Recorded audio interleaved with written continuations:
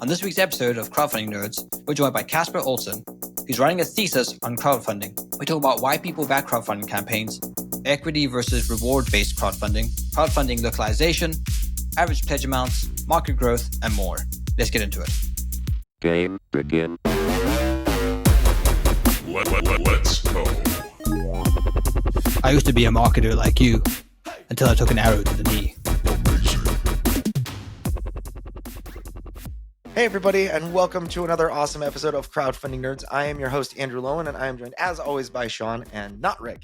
In Rick's place, we actually have a fellow named Casper Ohlson, who is a Swede with a very, very cool project. We actually were talking a little bit on, over Facebook Messenger and email about like a master's thesis that he's writing on crowdfunding. And he gave me a list of questions that were very excellent, actually. And I thought, I could respond to these here, or we could just pull him on the podcast and, answer for the benefit of everybody else. So this is kind of almost like a state of crowdfunding episode. So this is going to be much more research driven, and we're going to get some probably very good questions. So before we really dive in, let's have Casper. Would you mind? Well, first of all, welcome to the show, and second of all, would you mind introducing yourself? What you're up to? Yeah, absolutely. Hi, Crowdfunding Nerds, and thank you, Andrew and Sean, for having me. As you said, Andrew, my name is Casper Ohlson. I'm 23 years old. I live in the southeast of Sweden and currently studying at the university there in the city of Kristianstad. So currently I'm working on my bachelor thesis, actually, not the master's. Okay. So for the past 3 years, I've been studying at this university, and I'm just wrapping it up with my bachelor thesis. And last fall, we had some lectures about the financing of companies and startups. And our lecturer went in on crowdfunding as one way to finance your venture. So me and my buddy Adam in the class, we decided to write the bachelor thesis together, and we thought, what should we write about? And then we just started to reminisce about crowdfunding. I thought, yeah, this is really interesting and very useful to ourselves if we're going to do maybe start our own companies or ventures in the future. So that's how we went along. This lecturer is actually an expert in crowdfunding, you could say. He's released a couple papers and been studying this subject for, I think, almost 10 years. So he's been in the game for quite some time. And what we wanted to know was, we wanted to identify who the people are, like the ones who are investing, the backers, and why they invest.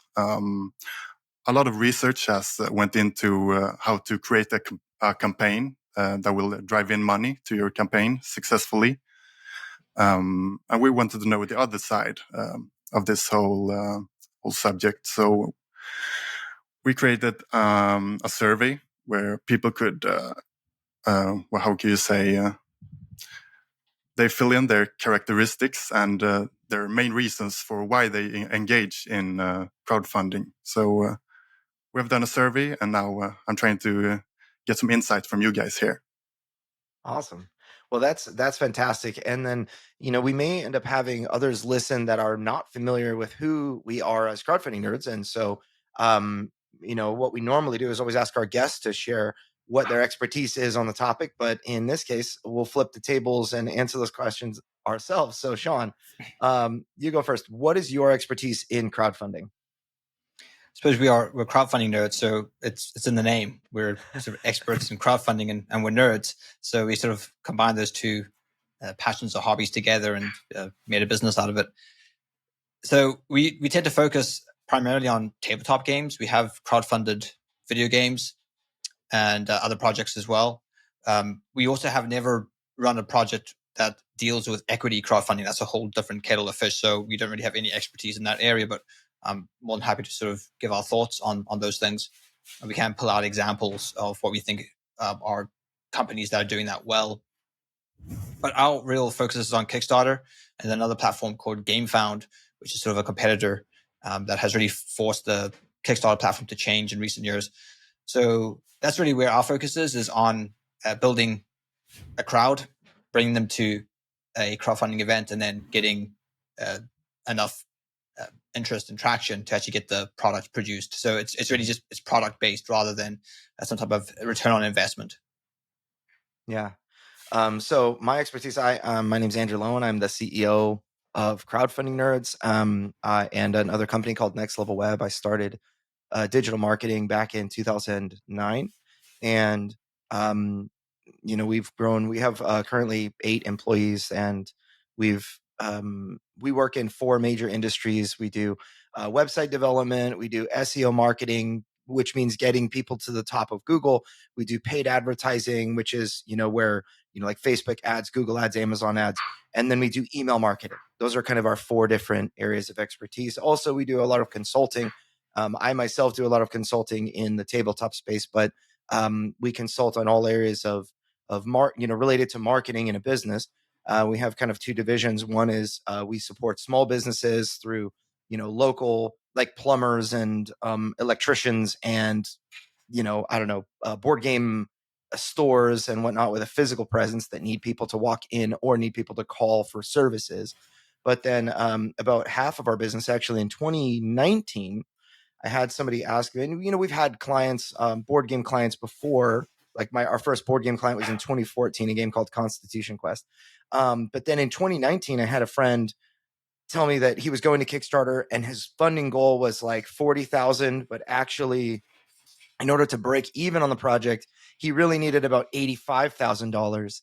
And I told him, like, I volunteered my services and I said, hey, I could help. We have a lot, I've had clients on Shark Tank before. I've done as seen on TV products. We sell lots and lots of things. On the product side, we sell a lot of products. And so, this would be a really awesome opportunity. I've been working on my own board game at the time and whatnot. And so, you'll pay me in what I learned from the experience. And so in 2019, we helped a project called the Isofarian Guard.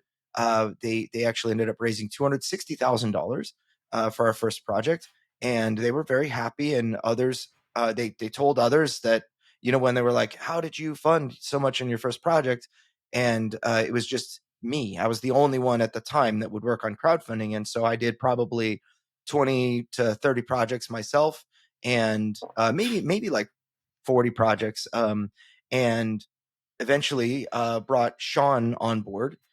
Sean actually interviewed me originally for about our game Deliverance, and then I hired him a couple months later, right? Mm-hmm. And that was November 2020, or was it 2021? 2020. 2020. And then so we just kind of have grown. So now we have a team of our 8 employees. I would say 4 to 5 of us, right, are really kind of hands-on crowdfunding all the time. So we basically doubled our staff size to handle just our crowdfunding business, and we're continuing to grow. But we've served just probably over 200 crowdfunding campaigns.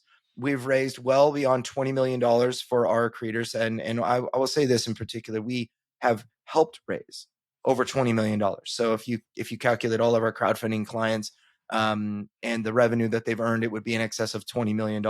But we also do, like Sean said, we do a lot of aftermarket, so like e-commerce, Amazon, and just website sales. We sell a lot of big intellectual properties, like all Modifius Entertainment's products, like Fallout RPG, Dune, Star Trek, Conan. We've worked with a lot of big brands. I've consulted for Rio Grande Games. I've consulted for actually, I worked with a consultant who consults with Rio Grande Games. So and lots of other companies, Wise Wizard Games, Ascension, and Stoneblade Entertainment, and a lot of others. So we have a lot of experience here. We do specialize in tabletop, but we've done lots of other projects too in technology and other things through crowdfunding. I actually have also consulted on equity crowdfunding projects and done a lot of research there, just a handful. but so I can speak a little more to that. But that's kind of our expertise. So there you go. So now, Casper, where would you like to start? What questions do you have for us? Yeah, I got some questions, and I just have to say it sounds awesome. It's so interesting to hear your stories because I've just done this in the university, and it gets very theoretical. Like you don't get so much to see how it works in the real world, just like the scientific papers and the statistics of it. But it's really awesome to hear your experiences in this field. You know, we actually originally started this podcast to be the place where theory meets practice. So, you know, it's very easy to say, oh, you need an email list. You need to get, you know, run Facebook ads. You need to send emails or you need to bring a crowd to fund. You need to put miniatures in your game. It'll make more money. A lot of theory, but then in practice, what's actually happening, like we've shared lots of things that we do, things that, you know, wins and losses, successes and failures. And I think, you know, people really just want to hear, this is what I did, these are the results, and this is how, you know, you might be able to replicate that. You know, people are very interested in firsthand case study examples, right? Yeah. Probably should mention as well that what makes us somewhat unique to other digital marketing agencies is that we have a publishing arm to our business as well. Andrew created Deliverance with Under Low End Games. So we sort of have hands-on experience with producing games, crowdfunding games, and fulfilling them. So that gives us a unique perspective when consulting other publishers, that we also have experience as a publisher ourselves. So we are able to recommend certain people in the industry, and it kind of gives us a bit of a competitive edge in that regard. Yeah. And also more of a heart for our clients too. You know, I think that's such a big deal. You know, a lot of the time people will, you know, say, well, yeah, I'll take your money and I'll do marketing for you. But then there's just that, I don't know, like my heart bleeds for my clients because they're like me, you know, or I'm like them. Sometimes they're ahead of me. Sometimes they're behind me and in the progress of their particular company, but they're passionate about their product, just like I'm passionate about mine. And I think there's so much that we do in our company to try to respect that and to try to say, you know, that it's meaningful. There's, you know, crowdfunding, there's so much about the actual dollars that you raise, but there's so much more going on behind the scenes just with the individual creator, like the loneliness, the misery, the difficulty, the you know, that they experience. Those are things that we're familiar with. I'm not the only one that has created a project on our team. Sean actually made a game. I didn't crowdfund it, but then we have another guy on our team, Ryan, who's crowdfunded a game. Actually, he failed to crowdfund the first time, and then we helped him crowdfund the next time, and then I hired him after that. And then he's going to come back to crowdfunding with another cool RTS game that I'm looking forward to. That his first project was called Backwoods. Anyway, so it's I think there's this human element that's really important to our business, you know? Yeah. Yeah, I see. Anyway. So we'll get to the questions then, I guess. So I'm going to start with a very open question. Why do you think people in the crowdfunding community engage in crowdfunding? Oh, that's a great question. I would say first and foremost, so there are two reasons in parallel that I would point to. The first one is to be a part of a creator's journey. I think that a lot of the time, especially now, if you consider what people are spending money on, experiences are markedly increased. You know, people go to Disneyland, people want to, you know, go skydiving and go traveling and other things like that, especially younger people that are like, I'm never going to be able to afford a house, so I'm going to do fun things instead, you know, or whatever that is. That is much more of a trend. And I think that people are looking for places to belong and places, communities that are positive, that they can feel a part of the community, and crowdfunding, especially on something like Kickstarter or GameFound, which is crowdfunding that is not equity based, but is like you're investing to get a thing. You get to be a part of that journey. And I think that's actually a really important piece of the whole puzzle. The second one that I would point to is that you can get a really cool thing that you might not be able to get otherwise. And you can get the best version of it, or and you can be a part of this thing and get it first, you know, so at a discount. So sorry. If I just jump in, this is actually something that we surveyed Andrew's Deliverance customer base, all the folks who backed Deliverance. We sent out a survey. We asked them, hey, why did you support Deliverance? And we got back 6 answers. And I think this is sort of a useful case study in terms of understanding the general perceptions of people who back Kickstarters. So one was just the fact that people want to bring something cool into the world. They like the idea. They just want to support this. They want this to exist in the world. So they're financially supporting it. Number two, they want to support something that can't be produced without assistance. So the idea is that you're sort of helping the underdog. This can't be produced, and it's not done by some massive corporation. It's by this, person who's a dad, and he's got an idea, and I want to help make this a reality. Number three is having a say in the design and development process. So unlike sort of traditional e-commerce, where you just buy something and it's there, this is not really transactional. There's somewhat of a symbiotic relationship happening here, where the customer is having an involvement in the actual design process and shaping the final product through their input, through giving feedback, and that is being taken on by the company, and then they're modifying their product accordingly. Number four, this idea of almost like the loot box effect that you get in video games. And this is probably, it might be interesting to dig into this just in terms of psychology, but the idea of just randomly receiving a crowdfunding project that you backed maybe years ago, suddenly arriving at your doorstep, that's a very sort of satisfying feeling that people have. Number five here is receiving better value in the components compared to a retail release. So most crowdfunding campaigns, they offer better quality components. So that's something that's attractive to people. Sure. Number six is getting it before anyone else. So the idea is that, well, if I'm the first person to essentially purchase this before it's even existed, then by the time it actually is produced, I'm going to be the first person to get my hands on this. And then, as Andrew pointed out, number six is just supporting the actual person itself. So I think there's a lot of like family members coming in and just dumping $1,000 because they, your family member, and they want to support your business or support your project. So there's a little bit of an element of sort of what's the term I'm looking for? Philanthropy to it, with some people. So that certainly is a contributing factor.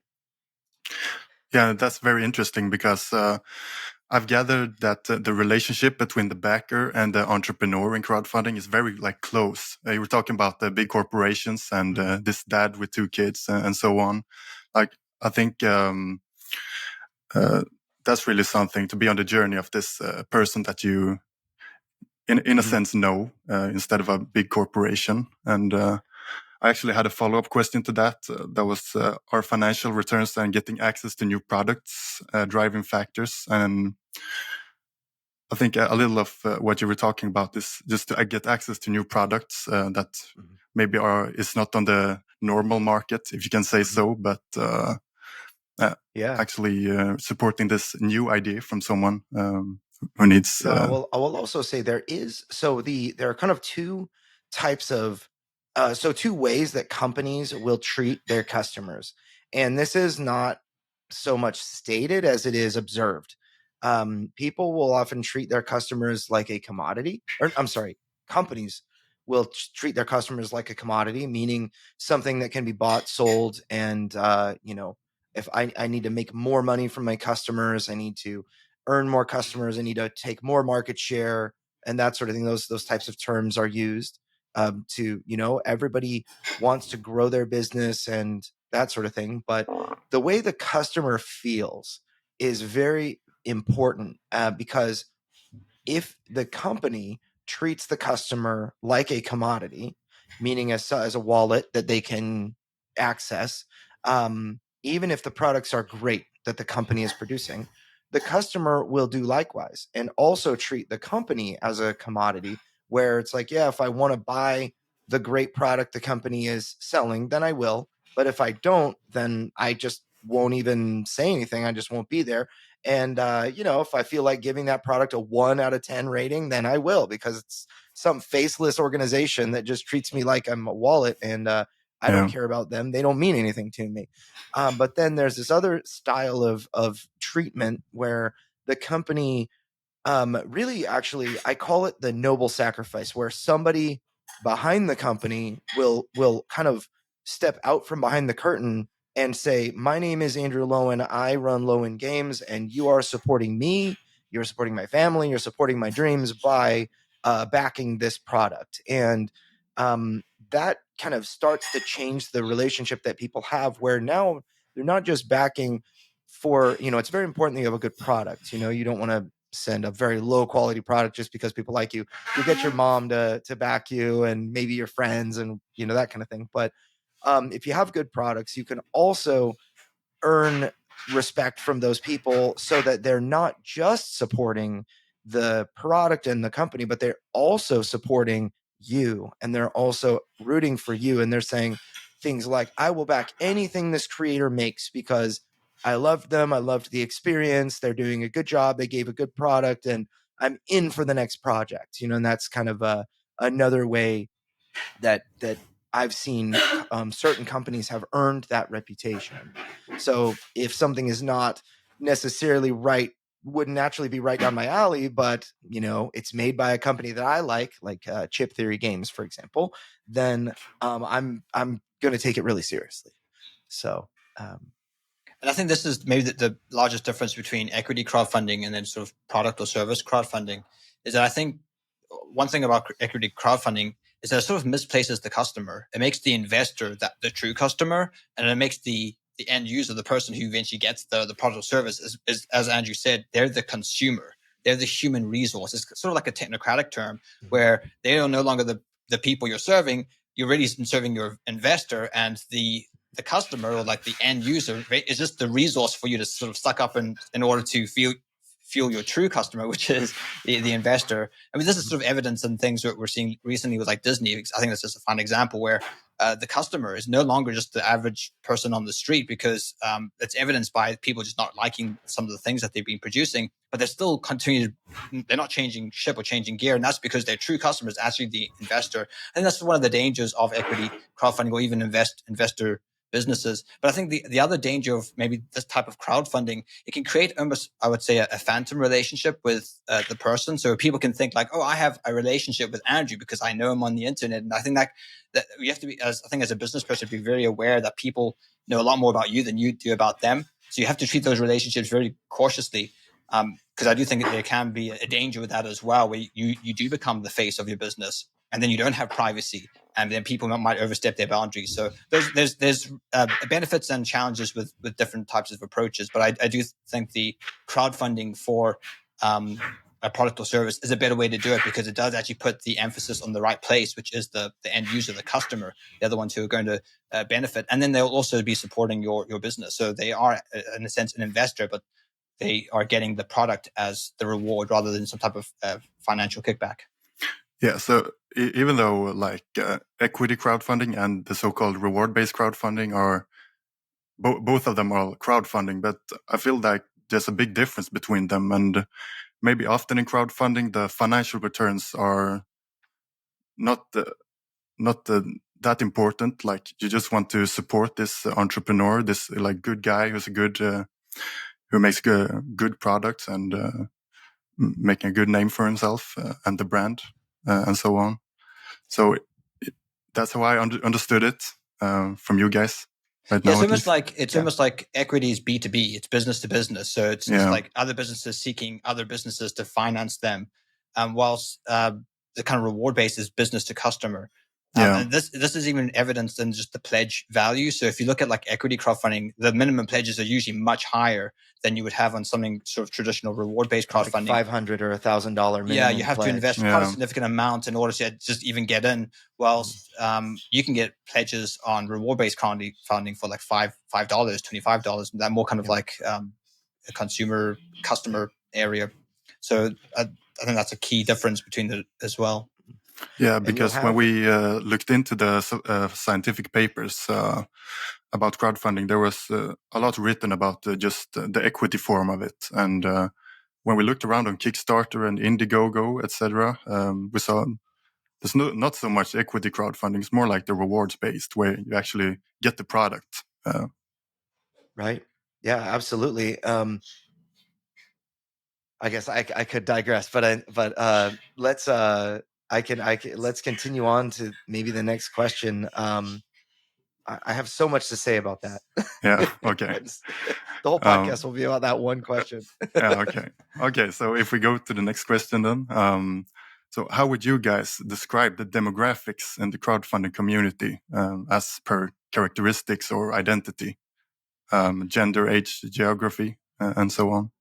Well, I can certainly jump into geography because this is something that we are quite aware of in terms of targeting ads and where to direct ad spend.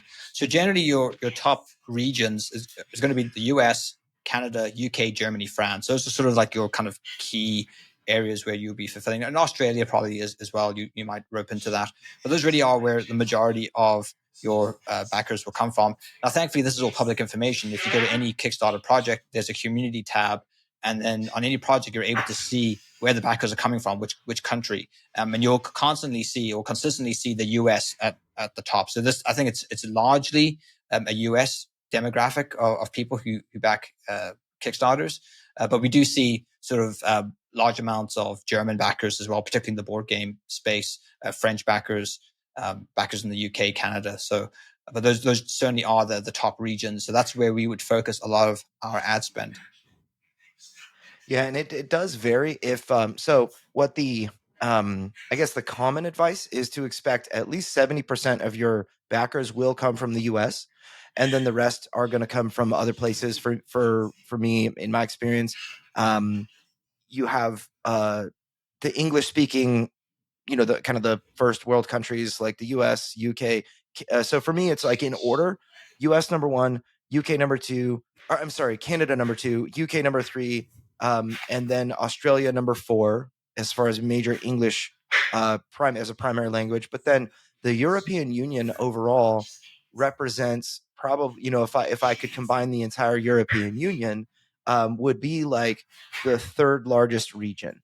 So right behind, for me, right behind Canada, and actually it would be the second largest region, right behind the U.S. and because of the number of backers that I recall sending products to, and so for just in general, what I find the best way to target is primarily the U.S. There's just generally the highest amount of disposable income, the highest number of English speaking people, and then if you go into the EU, one of the big problems that especially for U.S. based crowdfunding companies is that the VAT is very tricky. VAT and just getting products into the EU is very tricky to navigate and can be very costly, both in time and attention and energy. But then it can be very costly in money for not only you but your backers. So if and you as an EU resident, you understand VAT is going to add 20% or whatever to whatever it is that you purchase. And so that is an additional factor, not just the cost to ship it. One other territory, or rather, group of territories I'll mention is Asia. You will find a lot of backers in places like Hong Kong, Singapore, China, and smaller places like Indonesia and more obscure countries like that, Japan, Thailand, and whatnot.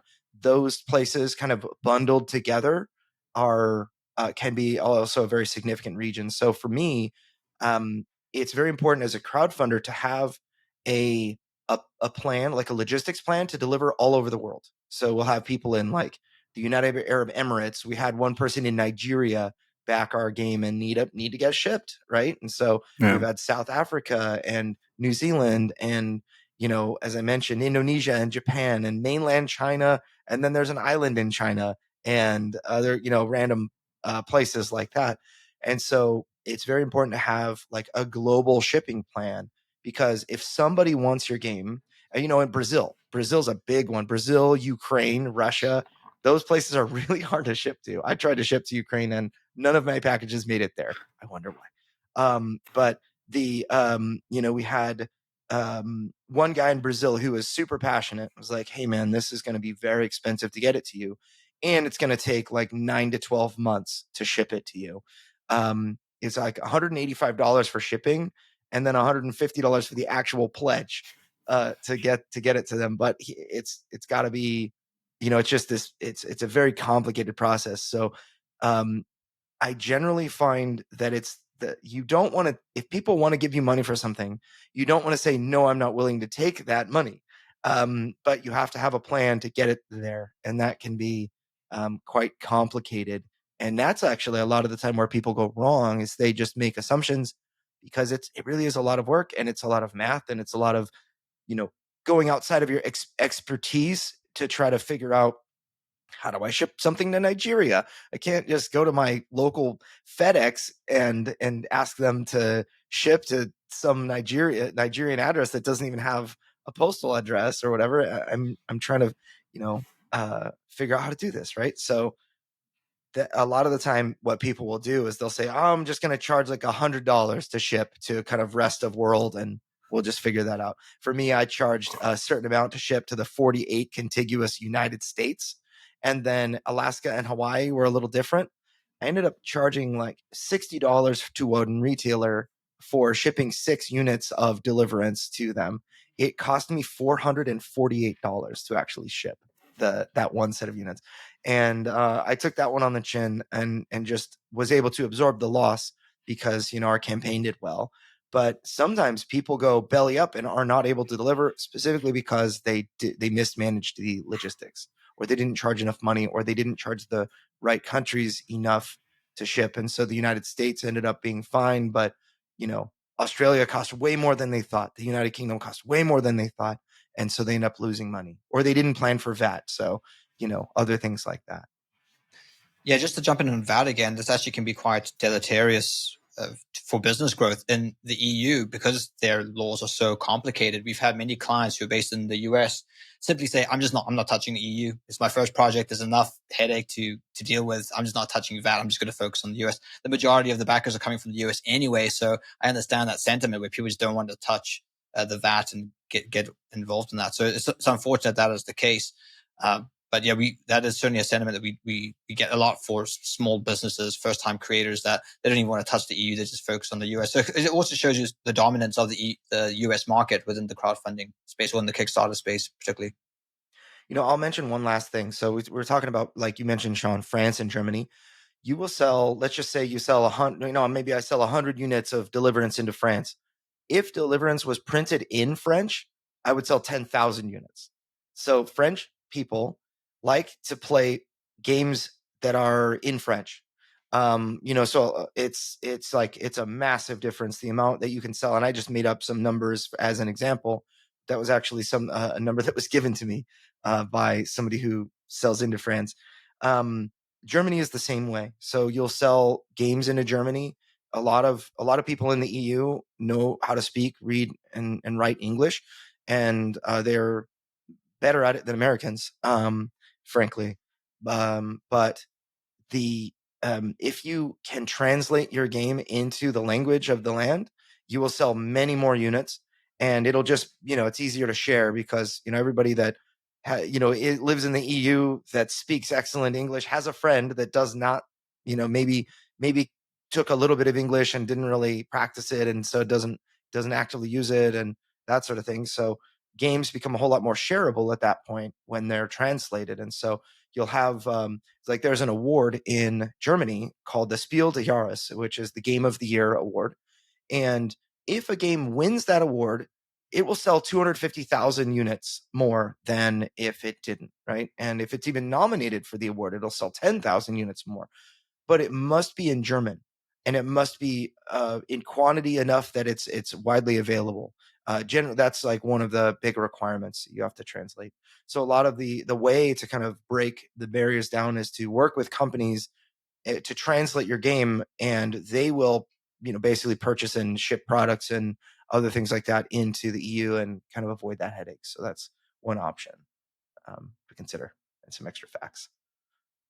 Yeah, and one of the greatest things about crowdfunding, I think, is that it's on the internet. It's pretty much accessible all over the world. But as you said, there comes some problems with it, like the VAT and the language, and maybe this problem with delivering to this Nigerian man, for example. But otherwise, crowdfunding is pretty much available all over the world. Just yeah. what's the word I'm seeking? Just got to put in the work to deliver the product to your customers and all. So, right. And I also wanted to continue a little bit on this question because since crowdfunding is on the internet, it's kind of hard to identify who your backers are, because not everyone has the real name. Maybe not everyone has a picture of their face on their profiles and so on. And that's also part why we wanted to do this thesis, me and Adam. Very good. Yeah, it's interesting because a company that so like a company like mine that works with my, I have my customers, our email list is as I look right now, about 7,000 email subscribers. We're building toward our next Kickstarter launch or it's 6,500. We're building toward our next Kickstarter launch in September. On September 24th, we're going to be launching another project. And our customers, we speak to them through email, and so that's kind of where we give all of the the information, like here's this new thing about the game, here's some art about the game, here's details about the prices and whatever. So that's me talking to my customer, but it's not very easy for them we're not in community in that way. So we also try to kind of funnel our customers into communities. And the way that I consider a community, the definition that I use is I can talk to them, they can talk to me, and they can talk to each other without me. So so that I only have so much time, so I need to funnel customers to a place that they can answer each other's questions as well. And for me, that those places are Discord, so a Discord server, a Facebook group, and Board Game Geek. There are forums on there that are good for tabletop games, but generally forums, if you wanted to be as a generalist, those are the places where you get to know who your customers are. And you may not know them personally, like you would know a friend, and what food they like, and other things like that, but you know them because they kind of volunteer information. You see them engage, you see how much they love the game and or whatever project you have in crowdfunding. Games are inherently very social, and it's fun to talk about. It's just like when you go see a movie, it's a really great movie, you loved it. The best part about seeing a movie is talking about the movie with other people who have seen it, and seeing experiencing. For me, like Lord of the Rings, I love all the Lord of the Rings movies, even the Hobbits, and even Rings of Power for that matter. But just because I need more Lord of the Rings. But even though it's not really Lord of the Rings, it's generic fantasy, but I digress. So but my favorite thing, I showed my kids the Fellowship of the Ring the first time I showed that to them. When Bilbo angrily reached for the ring in Rivendell, I was so watching my kids. I wasn't even watching the show. I was just wanted to see what they would do, and they all jumped. They were all freaked out because they're all relatively young, and it's just the joy of seeing someone else enjoy something that you love, and see the one part, and everything. That's something that I think translates really well to games. So in social communities, you get to build these relationships with people and see what they like, and then they become advocates for you, because games in particular are very, you can just unify. Even though you're very different, you don't share the same religion, you don't share the same politics, you don't live in the same regions, you don't have the same culture at all. You can bond over this thing that is actually a very intimate thing, that is almost like sharing a meal together. It's playing a game on a table. So you've got I really think you've got that working for you there. But that's how you get to know your people. And that's where I believe, the communities are where you build those relationships. It's not just, it can't just be about the product. And if you want to be a company that lasts a long time, it has to also be about the community that surrounds the product. And so, there's such value in building those communities, because that's where you get to know your people. One thing I also maybe talk about in terms of we're talking about different regions. Some of our data might be skewed just simply because there are language specific or even region specific crowdfunding platforms. So an example of this French one called Ulu, Ulu, I think is how you pronounce it. And that's just all French projects. And they've got quite a, there's a lot of projects up there. Some of them are even quite big. So obviously that's where a lot of French speaking crowdfunding projects are going to go. So you're not going to see them on Kickstarter as much. So just to let you know that that might be why some of the demographics are skewed to English speaking regions, because there might be a large French demographic of folks, but they go to French specific websites to back crowdfunding projects. Yeah, and I wanted to go back to the community side of this. I found you guys through Facebook, of course, when I was sharing my survey earlier this summer, and I think that's a great thing. Like there are people from different parts of the world with different personalities, like sharing their campaigns and asking for tips and commending each other. Like, yeah, this is a great campaign. I'm going to help you, and so on. So I think that's really a beautiful thing to see. Awesome. Community at work. Yeah, absolutely. Okay, should we maybe take one more question? Yeah, let's do it. Okay, so I'm wondering, well, just some background. In this survey, we asked about yearly income and disposable capital for investing in crowdfunding, and there was both people with very high yearly income and some with lower, and so on. But do you guys think that it takes a lot of capital to make decent investments in crowdfunding? Or to like get what you want?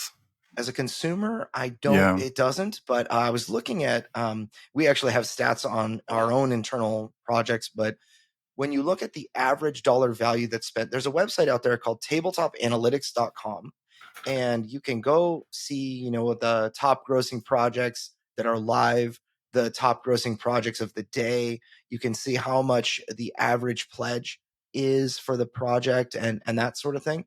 And you can even see like the top grossing products of all time, the top grossing creators, popular projects, and other. You can compare projects together.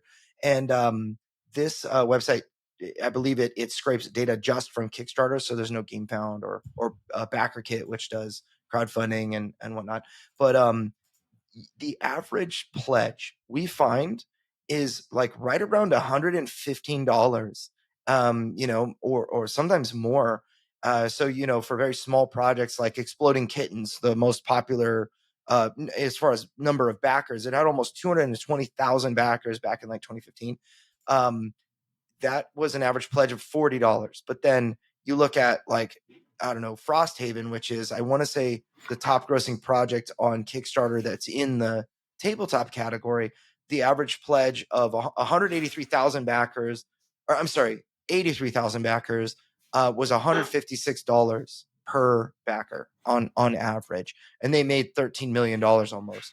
And so there are a lot of different projects there. We find that very commonly the you look at just top trending projects, you'll find $100 is average pledge, $130 average pledge, 110 euros, that sort of thing. It's that's generally where it's gonna be. And I find that there are people that are just regular working people that plan and budget money for crowdfunding. So the whereas equity crowdfunding, I would say, is more about the whale. You want to find somebody who has money to invest.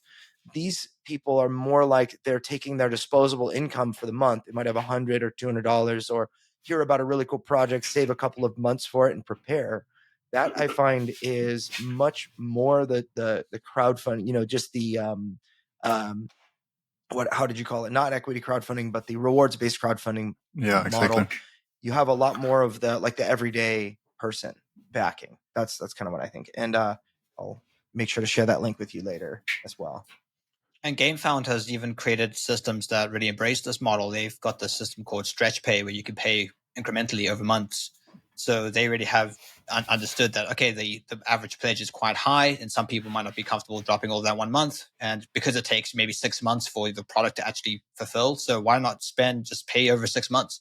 So that's sort of their I say unique selling points, and that's what makes GameFound quite attractive at the moment, because they do have this stretch pay function, which just means it's a bit easier for people to actually jump in pledges. It maybe takes less sort of personal planning for some folks to actually back a pledge or project. Yeah, and I think it's great that there are different levels, or like you said, the average pledge and so on, because or it makes it so that crowdfunding isn't this very very, very fancy thing to invest in, and that it's accessible to everyone. And I think that's really great. So Yep. That's awesome. Yeah, and that's what 150, and that's not including VAT and shipping. So you got to add that on top. So when all's said and done, you're $200, 200 plus. Yep.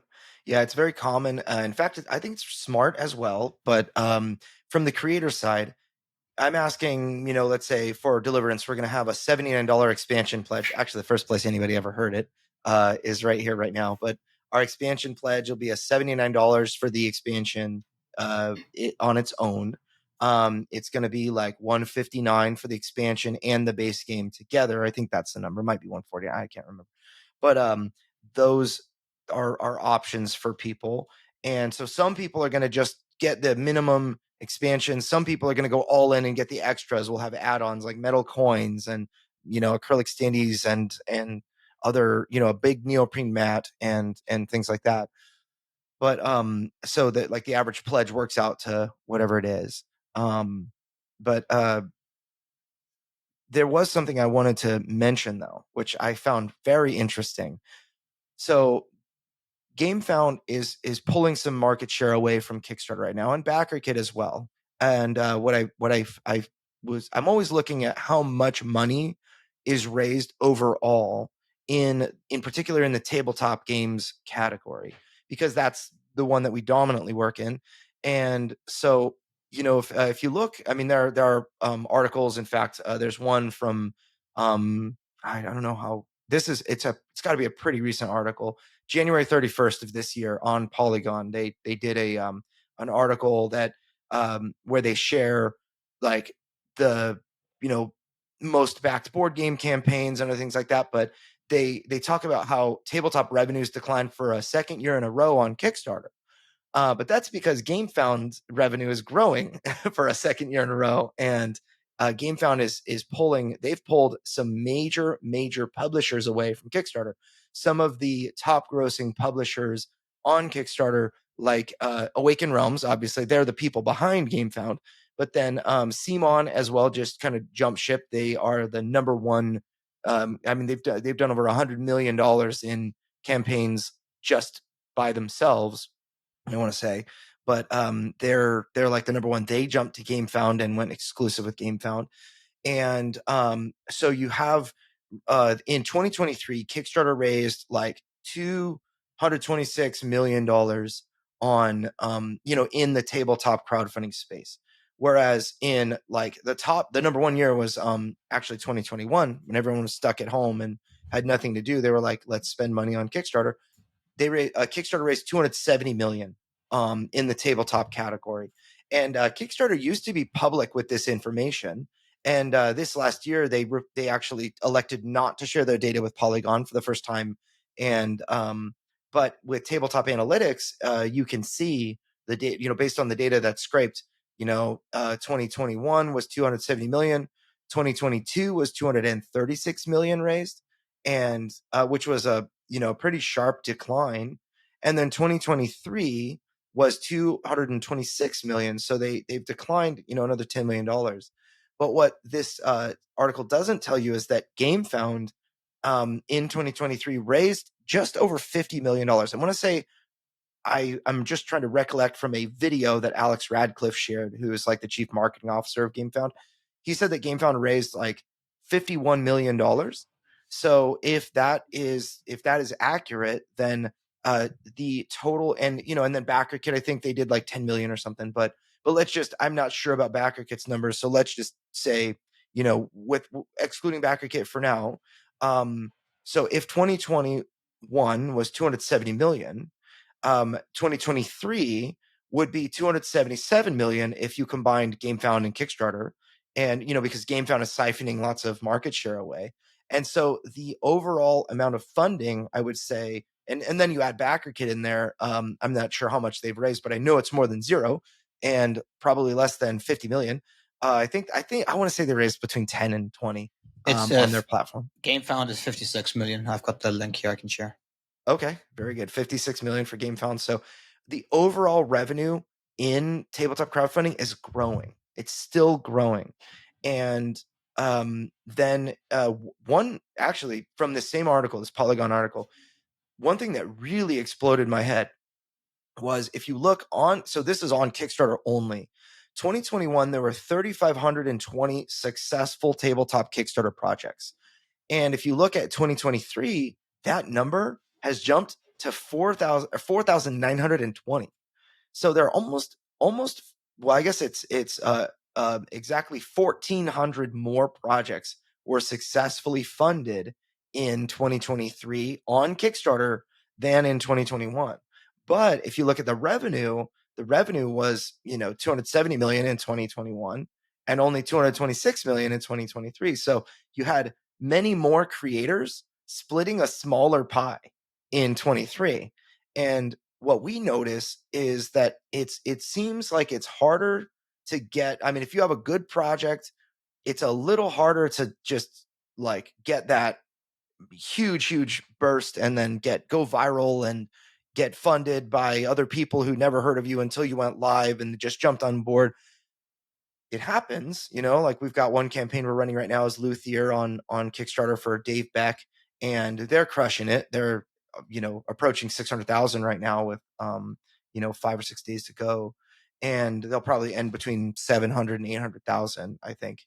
But, they are like more of an outlier than they used to be. And so like what this article does, it says, there's, basic, they interviewed some people and whatnot, but one of the conclusions, if you kind of follow the math, is that the creators that have successfully funded projects are splitting about, so the projects are funding for on average about 30% less than they did in 2021, which I find to be very, very curious. So I think the conclusion for me is there are a lot more projects out there, and you have to do more to actually stand out today than you did in 2021. So that's kind of where I see some of the takeaways from the article. Yeah, maybe it's a good time to get yourself into crowdfunding if you're having your startup, because it seems like it's developing, this whole market. Mm-hmm. Or what do you think? Yeah, so I would say the market is in what I would call the maturity. There's the kind of the growth and like that explosive growth, and then it reaches maturity. And so the way that I would say practically this function is like back in 2012, you could put something up on Kickstarter that was kind of like a really garbage prototype that didn't have reviews, that was an idea, and people would back it, and they would jump on it.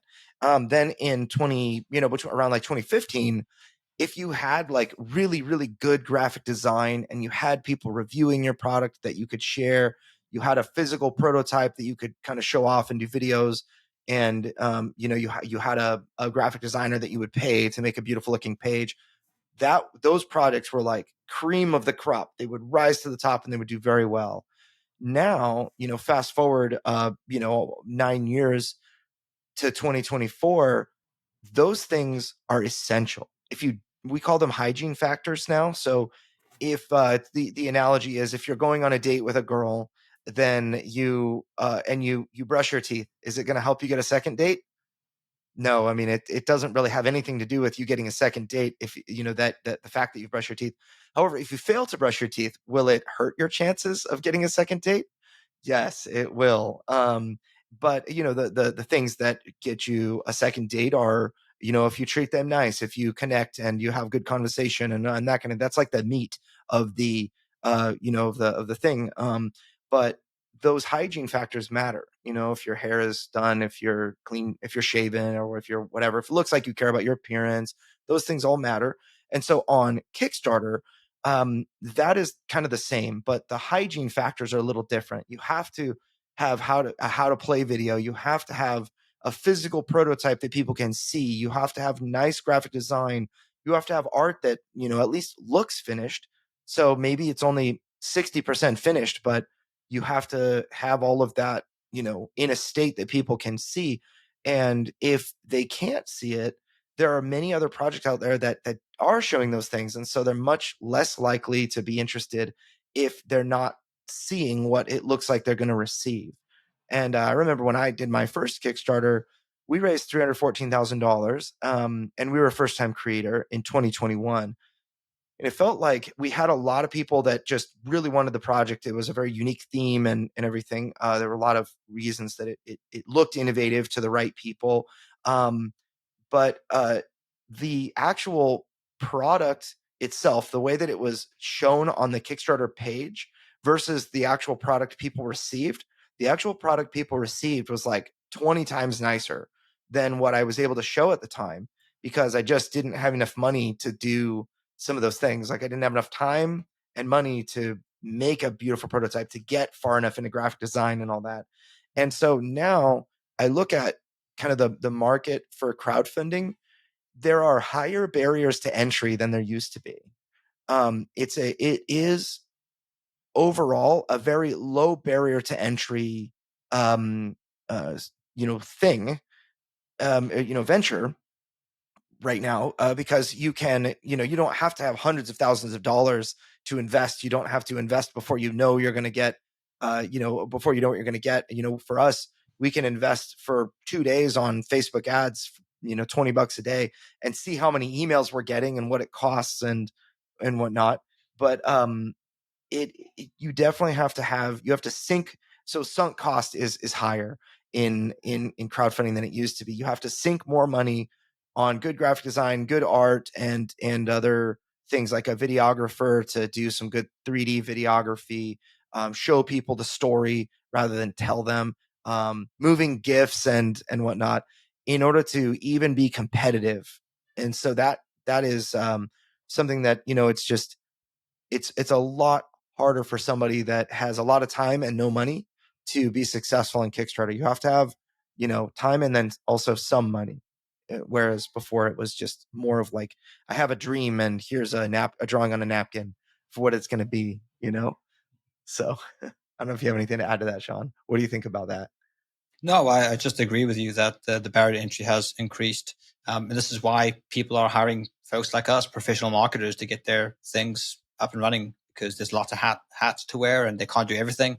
They need to delegate to us. So that has also increased. And I think we're the busiest now than we've ever been, right? So our business is scaling and increasing. So I do think demand is there to meet all the projects that are being created. So I think it's just going to keep on growing. Yeah. I will also share. So there are, market report guides for like the tabletop games industry and also the board games industry. And so those things exist out there. So there's something called a CAGR. It's CAGR. I believe it's calculated annual growth, or something like that, or revenue. I can't remember exactly what it is. What is that called? Anyway, so the reports for the various industries, the board game market value right now, just the board games market, not tabletop, which includes card games, RPGs, stuff like that, $12.124 billion right now. It has an annual growth rate of, calculated annual growth rate, that's what it is, of 4.5%. So over the next 8 years, it's Global Market Insights that does this report. They calculate that the market value of 2032, with a 4.5% calculated annual growth rate, will be $18 billion by the year 2032. So it's going to grow by 50% in size, almost over the next 8 years. That's currently what it's calculated to grow at. The overall tabletop games market, which includes card games like Magic the Gathering and Dungeons and Dragons, the RPG, and other things like that. If we look at 2022 for the base years, the latest report that I have, the calculated annual growth rate in 2022, it might actually be lower right now, because 2023 is inflation, and 2024 inflation and whatnot. But the annual growth rate was calculated at almost 12%. It's like 11.82% in the 2022 report, or it's like the 23 report where they're forecasting forward. The market size in 22 was $25 billion, like 24.91, and In 2028, it was projected to grow to 48.69 billion. So it was projected to almost double in size. And so the market is really, really increasing, which is that by far is the single most important statistic, is like, is this going to grow? Is this growing? Is this a good industry to jump into? That's why people are jumping in. So that's why we have a higher, why it costs more to get in, why, we're in a more mature stage, because you have a lot more people that are saying, yeah, this is a good industry. People are making money here. I'm jumping in. But earlier on, when it's like more of a risk, people are not quite sure. You've got a lot fewer competitors because it's perceived as more risky, and it's like a little more like the Wild West was, right? But now it's like people understand, they're more civilized now. There's not gun battles in the streets and other things like that, for honor, and because you lost in poker or whatever. It's a little bit more, we have civil discussions and committee meetings and things like that. So what I'm getting at is that because the outlook and the current, what people see right now, it's like it's starting to become more commonly accepted that Kickstarter and GameFound, places like that, are where you go if you have a dream and you need funding, because people are willing to give money for projects that are worthy, right? Like Thor's hammer, you want your project to be like Thor's hammer. Well, I guess like, someone who can lift Thor's hammer. I don't know. Anyway, terrible analogy. But the idea is that because Kickstarter is perceived as commonly perceived now as a place to go to raise money for a business like this, there are many more competitors, and it's only going to get more competitive. It's going to start forcing people out that aren't able or willing to do the things necessary to get, like all the boxes checked, all the hygiene factor boxes checked, make something innovative, etc. And so I liken Kickstarter to Steam for video games, where the board game market is way larger on Kickstarter, really tabletop games, than video games. Even though video games are really the largest industry in the world, and that's because the indie video game scene is on Steam. If you have a dream and you want to release it, Steam is where you do that. And whereas with board games, the traditional model is, same thing with video games. Like you go to a big studio, you pitch them, you get venture capital funding, or you start your own video game studio, and it's like a crazy risk. And on with the board game industry, it's like you go to a publisher, you pitch your game idea, they say, okay, we're interested in this, send us a prototype, and then they decide to sign you or not. But if they sign you, it's going to be their version of the game, and it's not going to come out for 2 to 5 years, and that's just kind of how it is. But if you want to actually do this yourself, there was really no way to do that without crowdfunding, because you have to have $150,000 to manufacture something, and then another $60,000 to freight it around and all of that. And Kickstarter is where the market has gone to alleviate that burden of, I need a lot of money to make the thing that I am passionate about, and this is how I do that. And so I think that these stats are just showing that it's going to get more competitive. You're going to need like I will say, like, you're going to need professional marketing. You're going to need professional design, graphic design, that art, professional art. And I don't mean necessarily that you're going to need a professional to serve you like us. I just mean that the quality of your game needs to be professional level in order to like shine and stand out. And I do believe it's very possible to stand out with the right plan and the right, investing in the right areas and that kind of thing. But it is definitely getting harder. So Casper, all this said, what are your conclusions? What are your thoughts? Any final, quick questions you had for us? Yeah, well, you know that I'm a university student and kind of new to this subject. Only knew it for about a year or so. Take some time to get into the thoughts and the lingo and so on. But I think what you guys said, Andrew and Sean, is really interesting and is a really helping me to get some insight into this market with crowdfunding and how to look at campaigns and the backers and so on. Absolutely, been really helpful.